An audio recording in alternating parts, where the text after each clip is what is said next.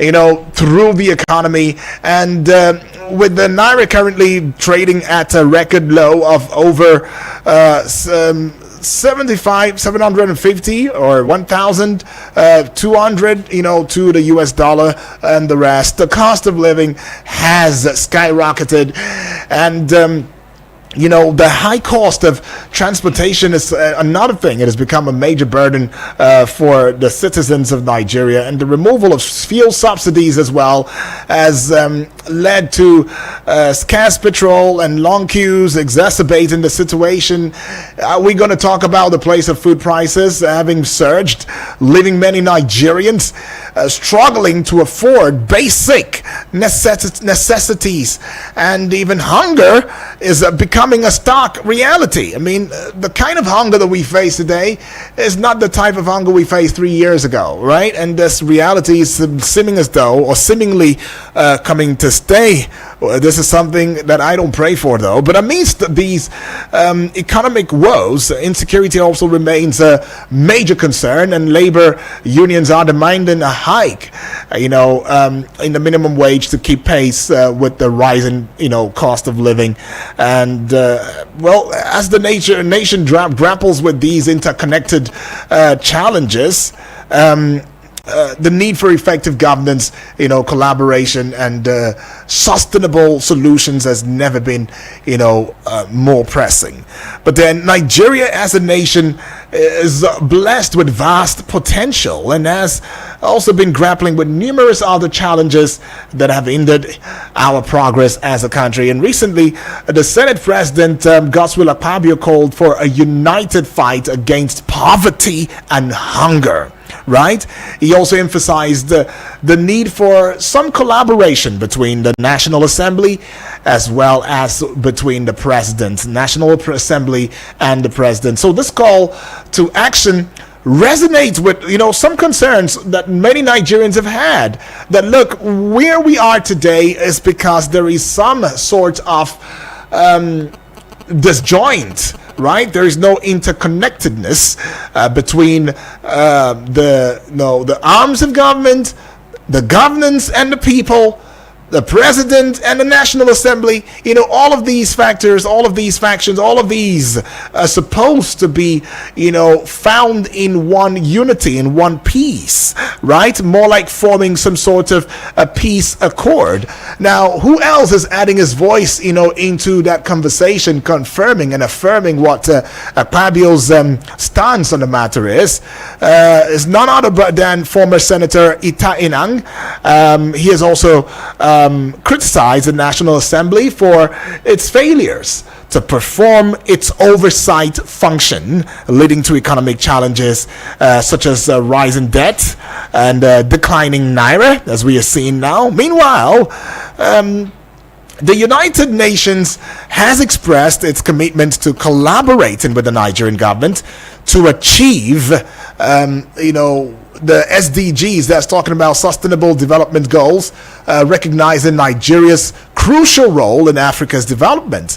Now, the UN has pledged support for the government's reforms, and all of these is to include removal of fuel subsidies and unification of exchange rates. And they have offered to work with the government to somewhat mitigate, the impact of these reforms on vulnerable populations. Now, this development highlights the importance of global recognition. It also highlights the importance of global support in addressing Nigeria's challenges. However, the Nigeria's quest, somewhat, or so to speak, for validation from the international community has led, to some sort of reliance on external assistance, as seen in the recent request by some northern governors for international aid. If you recall, for international aid to address insecurity. And if you also recall, Matawale had already also come out to saying that the U.S. should assist, in finding out the sponsors of terrorism, in Nigeria, especially within the northern region as well. And this raises the concern, and questions about the nation's capacity for self-sufficiency and the role of international partners in addressing these challenges, or these myriad of challenges that we face as a country and as a people, right? So why do we constantly want the validation of the international community every time that we are faced with circumstances or situation or challenges that we naturally see the answers stare at us right in front of us, and we are always going out there, asking for aid, for help, and all of that. Now, this is not to say that that is a bad thing to do, but if you recall yesterday when we had our guest, Mr. Adefolarin Olamilekon, have his conversation, he also addressed the fact that some of the issues that we face, some of the economic woes, some of the subsidy removal here and there within the power sector, within the the power sector, that is, and of course the fuel subsidy removal and all of that was as a result of the fact that we accepted a World Bank, IMF advice, and look at where that has brought us. Well, we have our guest who is already on standby via phone call. Is in the person of Mr. Benedict Olalekon Agunloye. He is a prolific speaker and writer, is an information professional, is a policy and public affairs analyst. Mr. Benedict Olalekon Agunloye, welcome to Eagles Outlook this morning. Good morning. Yes, Mr. Benedict. It feels good to have you, on the show today. I mean, it's Friday. How is the Friday looking for you, though, first of all? Well, we thank God there is life. Okay. All other things will follow.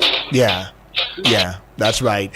Well, thanking God there's life is just the way to go. It's only the living that gets to go about, life issues and challenges and all of that. Well, then, global recognition or the politics of results, Mr. Olamilekon, which of it, should be the bulk of what our conversation should be? Because recently we have seen Matawale calling out to the U.S. saying that, we need you to help us, please nip in the bud terrorism and all of that, name those who are sponsoring terrorism. And we've also seen a group of northern governors as well going out there to the international community asking for aid and saying, okay, please come to our help and all of that. What does it speak about Nigeria's sovereignty as it stands in the face of these challenges for you?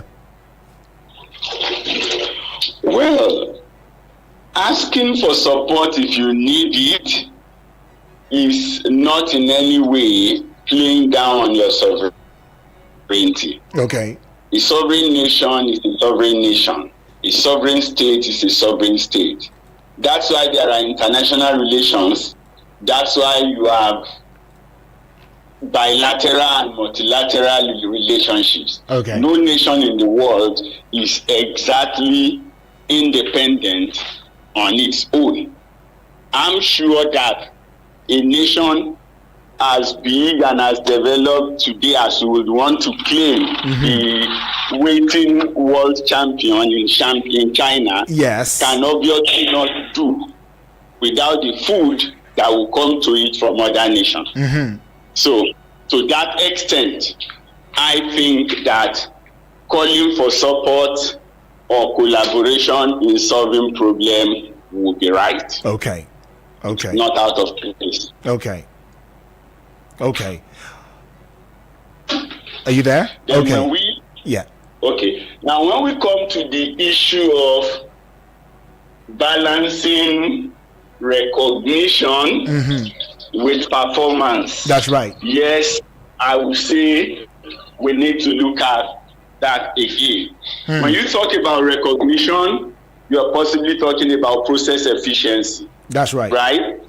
Now, when you talk about performance, you're talking about effectiveness. And so I think that rather than the cliches and the big, if somebody is asking you to say, remove subsidy, he's possibly looking at it not because subsidy is bad in itself, okay, but because there is no transparency in what we are doing. And so to a large extent, somebody believes that you are paying for inefficiencies.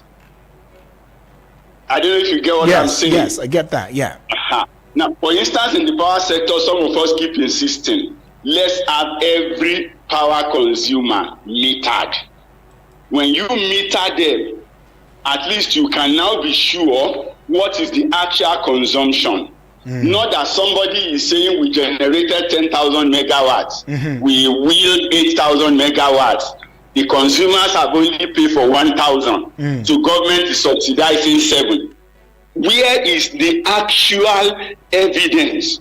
When you say government agencies are owing you, why are they owing you? Because they are not metered. So I think that we should be focusing more on addressing our inefficiencies. If you address the inefficiencies, we'll be better off. Okay. We have refineries that are not producing. Right. Why are we subsidizing fuel? Primarily because we are importing. And we don't even know the actual cost officially of what we are importing. Right. So when you ask, therefore, somebody who have this figure is too high or this figure is not correct, can then begin to say, look, why don't you stop paying the subsidy? I'm sure that if we have our refineries working, nobody will be talking to us about to pay subsidy or not to pay. All right. Well, for instance, on floating the dollar. Yes. Sorry. Yes. For instance, on floating the dollar. Yes.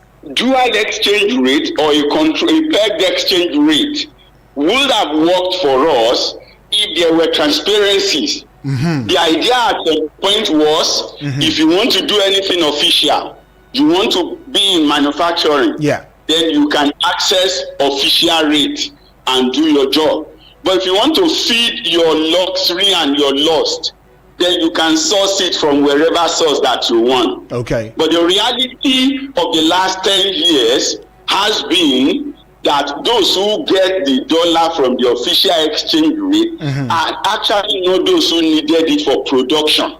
Right.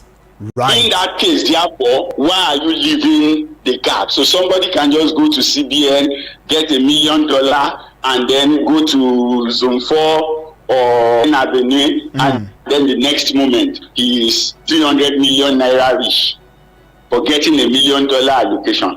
No, that's not efficient. That's not effective because it's not affecting the base. Yeah, so but somebody is therefore asking us to stop it. Yes. It is not because what we were doing was bad, but it is because we were not being efficient, we were not being prudent, and we're not being effective. All right, Mr. Benedict. Mr. Benedict, it is said that a house that is divided against itself will not stand, and if there is no intercooperation between ministries, departments, and agencies, as well as the National Assembly with the President, we may not see some of these laudable moves by Mr. President coming into fruition. I mean, there are some highlights and high points, to the conversation. Just recently, the Senate President had addressed, addressing, the senators right there in the House of the House members had come out saying that, look, there is a need for collaboration between National Assembly and the President to address poverty and hunger. However, there has also been a very verse criticism of the National Assembly for failing to perform its oversight functions. And there are some who also believe that if the National Assembly had performed their oversight function properly, adequately, that we would have been able to nip in the bud some of these things that you have highlighted. But in a recent, conversation too, the United Nations, is coming from the place of commitment to collaborating with Nigerians government to achieving SDGs. It's not the first time, right, where the UN is supporting, support for the government, and offer to mitigate an impact on vulnerable population is, really happening. But have we really seen the support finding its way to the grassroots society? And then the other concern would be the place of Nigeria's resilience on international assistance to address Nigeria's reliance, rather, on international assistance to addressing, its challenges, and of course the need for strengthening the National Assembly's oversight function. And Senator Itai Nantu has come out in that light to saying that to pointing out the National Assembly's inefficiencies, and then the place of the citizenship, in participation in governance, to ensuring that we held the government accountable. So accountability, transparency is yet another key conversation.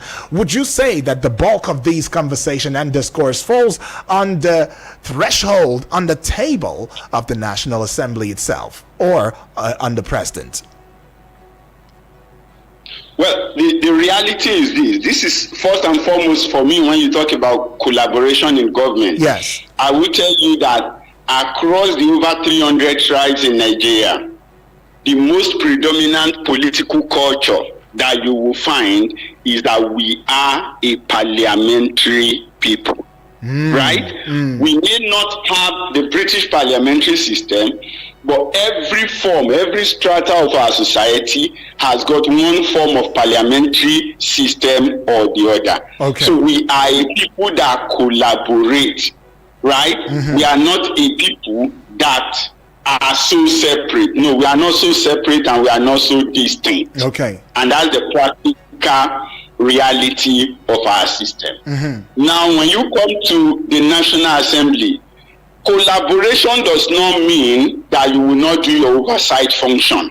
Okay. It should actually make the oversight function better, which is that at the point of conception by the executive, there is a buy-in from the National Assembly. And that means that everybody looks together. How do we walk through this process to be sure that it is effective and efficient? At what point do we need to intervene? What are the things that we are checking? When all that are in place, so you know that, okay, this project is taking off now. In 2 months' time, it should be at 60, it should be at 10% completion. So we are coming in to confirm if the 10% is there or not. If the 10% has not been done, as National Assembly, you can say we cannot authorize, right, further release of funds for the project. Yeah. But you have come and you have checked, and the contractor is even by now at 25%, and he thinks he cannot go forward because the money available is stopped. Then it is for the National Assembly to quickly walk around with the right executives to see that, look, what do we do to ensure that this project that is viable to our future is not stalled? Ajaokuta has been there for how long? If there has been proper collaboration between the executive and the National Assembly, I believe that by now we should have been able to make that project to be working. People who went to school to study metallurgical and material engineering because Ajaokuta was coming upstream in the 80s and the early 90s. Some of them are retiring from service now, and Ajaokuta is yet to function. So we are a parliamentary people, in my opinion. So you cannot rule out collaboration if we are going to do if we are going to work. All right. Then of course, yeah. Of course, on the other issues being raised, what you also want to be able to see is this, and that is that when you check even our constitutional development processes, yeah, there was a conference in Obasanjo regime. What did they call for? They called for part-time legislation, is it not? Yeah. Do you have part-time legislation in the presidential system? The answer is no, you cannot have it. When you go to Jonathan Constitution or Confab in 2014 also, they also came up with resolutions that will tell you that to an extent we appreciate parliamentary system, we understand parliamentary system, and we desire it. But because of the gains of the inefficiencies in the current system, most people who are beneficiaries of the current rot are therefore not pushing for a parliamentary system. Rather, you are pushing for something in between, where yes, you can have some whatever name you want to call it, but they can continue to enjoy all that they are enjoying illegally at the moment. So it's a function of us wanting to derive the benefits of a system that would work without wanting benefits of the current system that is not working, if we want to be sincere. Okay, let's put a peg to your thoughts now and open the phone line so the Nigerians can have their say in the discourse, right? This is Eagles 102.3 FM Abuja. We give you an audio-visual radio experience that you can count on anytime, any day, because we say this on strong authority. You can get on to the phone lines now and let's hear your thoughts on the matter. Are we seeking global recognition or should it be about politics of results in Nigeria? That is the basic question. Should we be about global recognition more? Oh, Nigeria is the first to do this. Oh, Nigeria is the first to be there. Nigeria was the first African country and all of that. Or should it be about Nigeria's politics is working, we are building infrastructure, we are making things right and all of that? Should it be what it is? Well, the number to call 0907 353 0044 or 0908 766 8888, and the WhatsApp portal number is 0909 705 4450. We're still having that discourse, and our guest is still within the studio space, within via phone call, that is. But then let's look at some of the concerns. There are some concerns, and that we should really talk about when we are looking at, a topical issue as this. One of such, concerns would be the place of will the collaboration between the National Assembly and the President lead to tangible results for Nigerians? And then how can the National Assembly's oversight function be strengthened to prevent future economic challenges? We've got a call now. Let's take it. Hello, good morning. Yes, good morning. My name is Olumide. Olumide, welcome aboard. Where are you calling from, please? From Jabi here in Abuja. All right. So I want to ask, since you agree that we are parliamentarian in nature in Nigeria, now the genesis of that system is our tribal governance. So why are we not pushing for to have the first aspect of government in Nigeria being the tribal governance? Of course, in the representative democracy party in the U.S., I keep saying it, there is tribal governance as the first tier. So, and this is our own genesis of parliamentarianism. So why are we not speaking for it? So from there, we will metabolize it to the national level. Okay. I'm wanting to speak on that. Thank you very much. All right. Thank you so much, Olumide, for that. Well, Mr. Benedict, you've heard what Mr. Olumide said. What's your reaction to that? Well, like we said, this thing is simple. We have a system in our culture. Yeah. Now, as if Fela of blessed memory, Fela Anikulapo Kuti said, who is the teacher of government? Abi? To be government teacher, culture and what? Tradition. Exactly. Is it not? Yeah, exactly. Culture and tradition should be the teacher of the government. But we are trying to borrow everything from the American system, where there are no more traditional landowners, no king, no kingdom. They are just citizens. Is it not? So how do you want that to operate in our own environment? But like I said, we have adopted what is wrong ab initio because some people wanted to become whatsoever they can be. And I believe that even in our culture, we have seen people who were children of nobody in our history who became somebody by dint of hard work. Exactly. Right? Yeah. But we have also realized that they were children of the noble because they were not properly, they did not properly conduct themselves. They were rejected from taking up positions that would then tie their lineage. But what we are trying to do today is that there are people who have fostered themselves on us between 1979 and now, and who think that the system should continue the way it is because they can always have their way. But like I said, we are a parliamentary people. We should get back to laws that will allow us to do that. We possibly wouldn't have need for presidential election and governorship election anymore. There are people who have been presidents or who have been governors who cannot win their federal constituencies.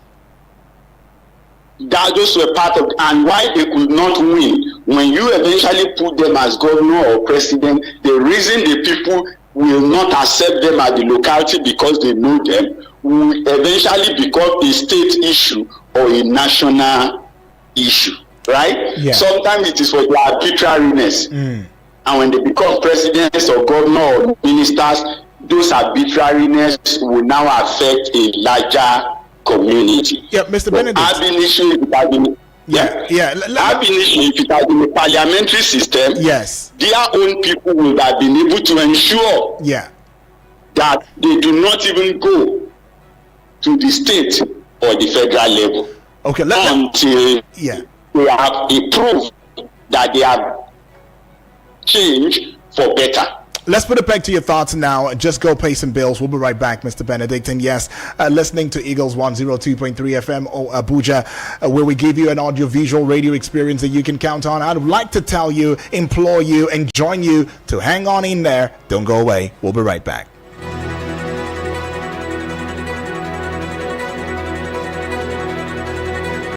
Abuja. My people, the thing where they happen for my area, Do you think I will now find out that you have contract to bring fresh girls? I brought you from the gutters. Who gave you all the connects? MDG who? Without me, you would have been nobody. But Join Media Coalition and Awareness to Halt Human Trafficking, MICAT, on I Wish I Knew radio drama every Saturday at 10 a.m. Let us join hands and kick human trafficking out of our communities. I Wish I Knew radio drama, brought to you by MICAT in partnership with the National Agency for Prohibition of Trafficking in Persons, NAPTIP, and funded by the Embassy of Denmark in Nigeria. Eagles 102.3 Abuja.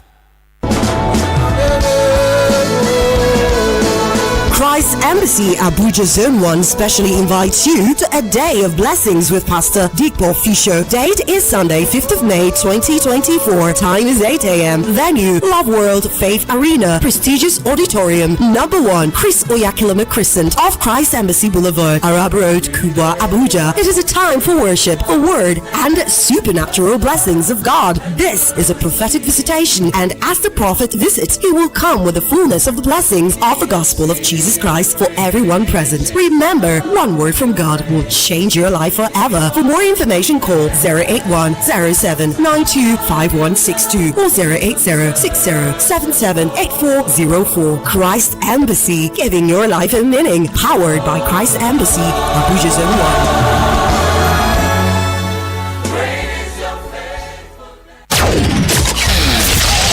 No offense to the commercials. It's just that we want to see other audio. Eagles 102.3.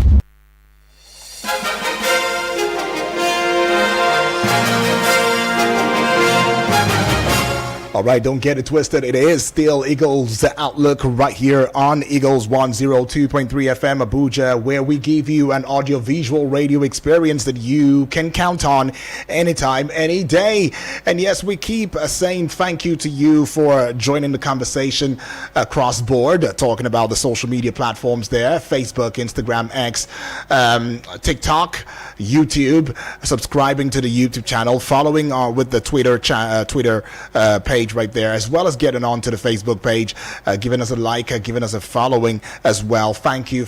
We cannot thank you enough. And yes, we're still talking about matters that concern the Nigerian society, where we're asking one very straight question: global recognition or the politics of result? And we have our guest, who is in the person of Mr. Benedict Olalekan, an information professional, policy and public affairs analyst, who's adding his voice, to the the conversation, and I'd also love for you to bring your voice in the discourse as well, and let me in to what you feel might be the possible ways that we can get ourselves out of the woods when we are talking about being somewhat self-reliant or looking inwardly to tackling our issues, knowing fully well that we have the machinery, we have the infrastructure, we have the system that should combat it. Is it about consolidating on the system? Is it about upping our game when it comes to the machinery? Is it about the fact that there might be a lacuna in the Constitution and there's a need for an adjustment or a review of the Constitution, which I believe is ongoing too as well? Or is it about totally abolishing the Constitution or the system that we run at the moment towards seeking another system as suggested by our guest, who's saying that, look, the parliamentary system is just the way to go, right? For Nigeria, if we must get it rightly, maybe, just maybe, the one we're running on now is not indeed encapsulating, is not carrying everybody along. Maybe we need to have, to look the other way in order to get it rightly. And as some political, analysts as well as political students would also want to come to saying that, look, if you get the system rightly, if you get the process rightly, there is no way you can fail in the larger result, that comes from the process. You too can join the conversation, be a part of it. 0907-353-0044 is that number to call. The other number is 0908-766 8888, and the WhatsApp portal number is 0909 705 4450. These are the numbers that you can engage with me, and you can just let me into what you think about the process that is ongoing in Nigeria at the moment. Mr. Benedict, I'd like to say that, well, as much as we have talked about some of these issues, it is I'd want to ask, are you saying that we should imbibe the system that runs with Britain in terms of their system of government? Is that the kind of system that will really work for us as a country in this regard when we are furthering this conversation? Well, to an extent, I think by culture and relationship within ourselves in the nation, we are way closer to Britain than to the Americans. And I will tell you that basically within England, I think the same law will operate everywhere. But in the US, some states will tell you can travel with cannabis, some states will say you cannot. Right? So that kind of, maybe the law is made to meet the need of the people who, of course, have no, in my opinion, heritage to fall back on. But you get into the British colony and the system, and you are beginning to see somebody who sees himself as a Londoner or a Merseyside or a Midlander, and they are proud to be that. Right? Yeah. The fellow is proud to be Scottish before he is British. And you can't hold them responsible, you can't force them, you can't compel them. So the regions have some measure of autonomy. The people have their culture. You get into Scotland, as small as we think they are. The people of Dundee are in Dundee, the Glaswegians are there, the Etonians and the rest of them are there in Aberdeen. Wigan, as small as they are, but you see the uniqueness of the different people, right?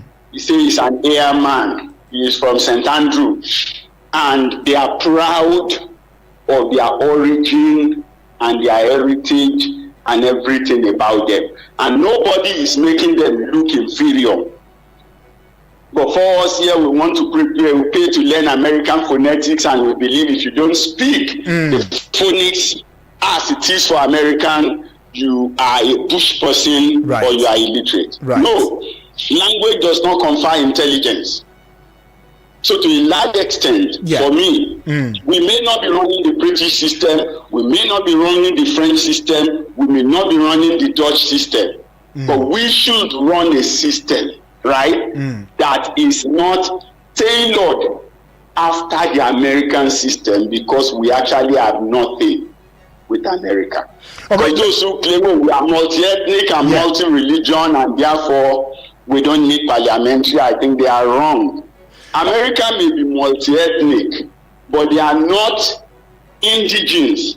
They are citizens, they are migrants. But here, the indigenous are still in existence.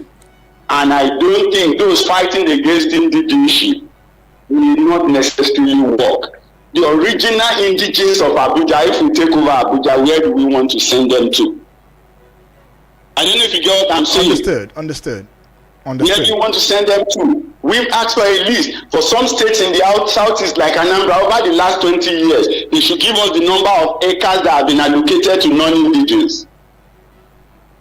You will possibly not find it, whether for personal use or for anything of that heritage. So if there is a culture, a political culture that respects the people, what you have in the UK is the Scottish is the Scottish, the Midlanders are Midlanders, the Irish are Irish, or Northern Irish are Northern Irish. Then everybody can come back to London to say, okay, this is how we agree to live together. We know that we are different. We recognize our differences, and then let's manage the differences and live together and develop. As against the American system that says we can forget our differences. Differences are the differences we have are too fundamental to assume that they can be forgotten. So if we keep thinking we can forget it, I think we are making mistakes. But now let me take you to something where I think many Nigerians are asking this question as well. First of all, what is the pressing? What do you think is the most pressing challenge facing Nigeria today? And what is your take on, especially your thoughts on do you think the National Assembly is doing enough to address the poverty and hunger that we face? And then the final that I would like to also bring to your eardrums would be the place of how can Nigeria or rather what is your opinion on the United Nations support for Nigeria's development? Well, I've got nothing. Nigeria is an integral aspect of the world. Okay. So, United Nations, and with a huge potential. If we have over 120 million people who are under the age of 30, right? Then the world needs to be concerned about us. All right, Mr. So Benedict. Just before you go ahead. Hold on. To a large extent, whatever the UN is doing for us, right, is not for us. They are doing it for the future of the world. So what I would say that whatever UN is doing with us is an enlightened self-interest. They are interested in preserving the world and promoting their goals. And therefore, Nigeria is a place where you think if one or two things are done right, the result will be massive. Hold that thought. Hold that thought. Let's take this call. Hello, good morning. Okay. Good morning. Good morning to you. UD. Yes, please. That is Moses. All right, Moses, welcome aboard. Thank you. I want to thank your guest for that valuable contributions regarding to the economy of this country. More praise to himself. Two questions I want to ask. When have we amended, which of the years do we amend our constitution? Number one. Then number two, why is it so difficult to amend our constitution? Then finally, judiciary taking judgment on terrorists.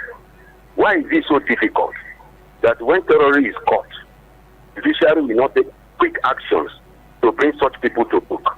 But when you talk about election proceedings, you will see them quickly. Most of the election cases are down. and they have quickly resolved the issue.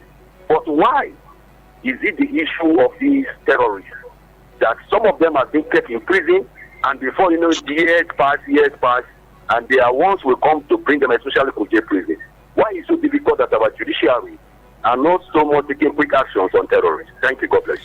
All right, Moses, thank you for that one. But just to tell you that the Nigerian constitution was most recently amended, I think, on March 17, 2023, when President Muhammadu Buhari enacted 16 constitutional alteration bills, right? And the Nigerian constitution was previously amended in 2011, and that is it in terms of amendments. But I think there's an ongoing process in that regard, right? Okay, Mr. Benedict, let's have your take on this one now. Okay, I think if I would respond to him, yes, we will start from the last part. Okay. Talking about the fact that the judiciary is slow in dealing with criminal matters and they are quick at educating election matters. Yeah. Now, election matters are under Electoral Act. Okay. The electoral laws have been modified to provide for deadlines. This one must happen within 90 days. Mm-hmm. This must happen within 60 days. Mm-hmm. And so it is taken separately and is dealt with as such. Okay. That way, and because they are also tenured, if you allow an electoral matter to go on for 4 years, then by the time the governor you are even challenging is out of office, right? Mm-hmm. Then you will now deliver judgment that initially was not elected, and then a new person will now start another 4 years. Yeah. I don't think that would have been right. Okay. Now, of course, we could take a cue from a nation like Ghana. I think I look at the judicial system while we're working on courtroom technology and the rest about 2009, 2010. I was in Ghana. You realize that the way their high court run is different from ours. In Ghana, there is a commercial high court that deals only with commercial matters. There is the criminal high court, there is the civil, I think, high court, and then there is the land high court, because they also have a lot of land matters like us. Okay. So the land high court only focus on land matters. The criminal focused on criminal, and so they specialize. The commercial and civil focused on such, and they also specialize.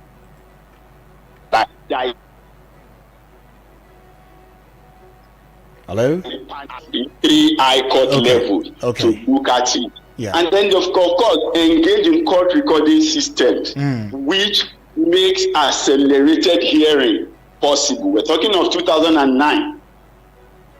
And as of today, majority of the courts in Nigeria are still not doing any form of recording. We're still relying on the judges' longhand proceedings. So if we automate the court, particularly the courtroom, I believe that we can speed up hearing of cases. All right. Then when you come to the issue of terrorists or certain crimes, yes, some of these crimes are new to us. And so we possibly do not have laws that are effective enough in handling them. So again, you want to look at Law Reforms Commission, you want to look at civil society organization, and of course the National Assembly, working together to ensure that there are now effective laws that can take care of such matters. When there are laws that can take care of the matter effectively, it will be resolved. I used to remember when we were in school, virtually everywhere in the nation, you catch some people, you call them secret cultists, right? And you take them to court. And the reality is that eventually they get freed. Exactly. And school will be. But I remember that about the same time, there was a state in this nation where the state public prosecutor decided to be smart. And what did he do? When the police catch them and bring them as cultists, he charged them to court for possession of illegal firearms, right, not for being members of secret cult. Okay. And he got a lot of conviction in the late 90s. Once they are brought in, he's either charging them for armed robbery or he's charging them for illegal possession of firearms. So it's not a case of he's accusing them of cultism that he cannot defend properly within the law. So I think it still has a lot to do with our laws, with our people, and with our prosecuting system.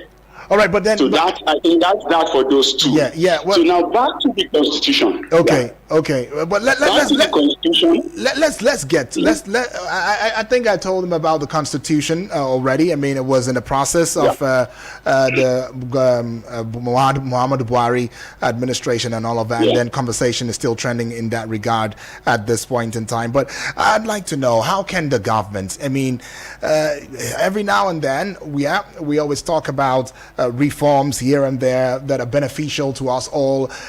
Just recently, too, the Vice President Kashim Shettima had also come out to saying that President Bola Ahmed Tinubu's reforms, have been pointed towards, saving the lives of Nigerians. As he also said that what was on ground when the president stepped in on May 29 last year was nothing to write home about. But then how can the government, ensure that these reforms, from your perspective view now, are beneficial to all Nigerians? And what measures can also be taken to, address the concerns of marginalized communities, people who feel they are marginalized? And lastly, how can Nigerians work together to ensure the country's progress? Because these are very, very salient questions. You might also want to say that as we wrap up. This scenario. Yes. Let's paint this scenario. You've been around with football matches, right? Yes, please. Fine. Now let's assume in the middle of a competition, you have to fire a coach, right? Mm-hmm. And then you are hiring a coach from another country who have never been part of the team. From another country? Do you think you can get from another country who has never been part of the team? From another country or from another jurisdiction who is not familiar with player, who is not familiar with your system. How well do you think that coach can run that competition? The challenge is going to be humongous, no doubt. Okay. And the chances are that he may not get results immediately. He might do some damage control, but he may not get results. What we're saying here is, if certain foundations are wrong, there is no modification or amendment that will get them properly right. Okay. Except modifications that will involve reworking the foundations. Now, how do we work the foundation of an existing building where people are already living without putting the people through some measure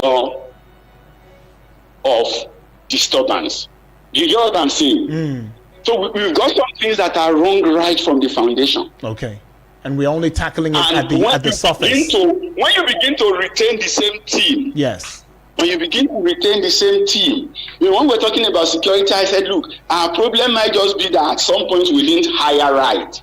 And at some other point, we are not deploying right. You get what I'm saying? We are not deploying right. Now, if the same people have retained certain jobs and they've been doing the wrong thing, I think that there is the need for some drastic changes. Now, for the Constitution, did we need piecemeal review? No, we need to do a rework. The National Assembly need to sit down, but they are not going to be able to, because it affects their own election, it affects their own position, and it affects their future. So as politicians, they may not be able to do the needful. Okay. We are really in a big mess, but then we have to begin to find out to work our way through. If it's going to take the different sectors, we'll have to take it. But our major trust must bring us to that point where we run a government of responsible collaboration, right? Okay. And not becoming separation. There's always seen more in the past, even when they say there is separation of power, is everybody trying to exercise prominence or trying to dominate the other. It's not a function of dominance. It should be that these people should be able to work together. Yeah? We should have a constitution that is the people's constitution. Okay. When that's done, then there can be transparency, there can be sincerity. So if you ask me, the biggest bane for our development is absence of sincerity of purpose and absence of transparency. All right, boss. Until you bring those two to the fore, yes, that everything you are doing, you can see that, am I being sincere? Am I telling the people what I believe? Am I sure that this action is in the best interest of the people? Am I not putting myself and my family ahead of national decisions? When we get to that point, I think that we will begin to do certain things right. So much. Even if it doesn't favor you as an individual, you will still want to take the right action. Thank you so much, Mr. Benedict Olalekan Agunloye. You've spoken comprehensive wisdom. You are an information professional, policy and public affairs analyst. We look forward to more conversation with you in the coming days. Thank you. Thank you. All right, that's Mr. Benedict Agunloye right there. But it's also very necessary to bring to your mind the fact that the civil society organizations and Nigerians have also a vital role to play in supporting governance and ensuring that this Nigeria, this one, works. And they can serve as watchdogs, the CSOs, that is, holding the government accountable for its actions and policies. They can also provide a platform for citizens to engage in the decision-making process and advocate for their rights as well. So Nigerians, as we are Nigerians, we must be able to take an active role in demanding transparency and accountability and supporting, such initiatives that should promote sustainable development. By working together, we and the government can ensure that Nigeria, indeed achieves its full potential and becomes a beacon of hope, for Africa. So it's not just going to be about us being on the global roadmap, in terms of recognition. It will be about us also having a politics that we deserve, that we don't just deserve, but it should be about the politics that amounts to results. I want to say a big thank you to you too, Moses, and Olumide for adding your voice in the discourse, and to you that listen to. I want to say thank you, and have a lovely weekend, right? And top of the hour 10 will be time for Midday Extra Show with Martha. She's going to be here to take you on that journey. And my name is Uduak Daniel. Stay blessed.